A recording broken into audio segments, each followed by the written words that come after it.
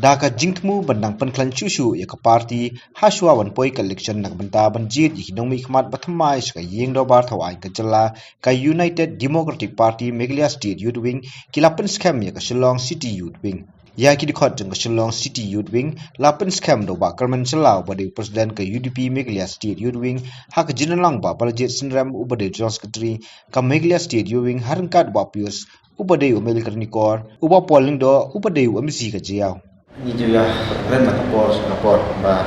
ni juga bah sama kim dei su tangkalawe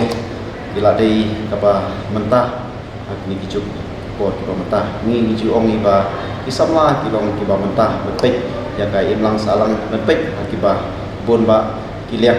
tila ni hai sakni kakam ni juga ni para sama bah kene kakam politics kam dei kakam kaba sneu kam dei kakam kaba yalam baklan ta jungi lengba kecing tre jong kene kakam sibun ba ki kata kecing don kam jong ki khon samla ki jongi ki bang ya tengko ki bang ya kendo nakapor sakapor hakipa bon ba kilang ki bang ni kum ki khon samla ni lenga hakim ki jok ki por ki mentah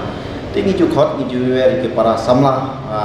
jong baro sistem ni bro koi ba kumba ni ju omba lengba kene kakam lengba jong kene kakam politics kumno bagi nya tei pen kelatur ya kata kalawai trong kastet hi berapa ni pengen jelang antara ni kisamla ki patba wa bonha tidak jumpa saya ke don ke jadi jong kan ke youth bank kam jo state level kiram kam banyak bertili khang ban la ban rahi ki jong toy kat kom ke jing dawa hi jong ko tidak jing telang jo kisamla keleng sau dong jong kan ke jela jo ni dan nak part ki jing ila wan ra ko be ke jong perkhat kham be la lam nanti ikam ke bawan hadir. Kita kewega lat ba ai ke platform ki samla ban recognize ki nomor busen ni imo ki samla chu ki don bata lang ban ni ha ke party de busen ni mithu ki de ka ba people scheme ya ki region le ya ki district wise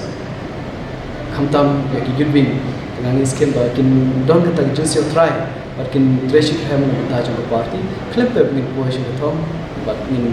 yo ek ta chu chu ni pe ni test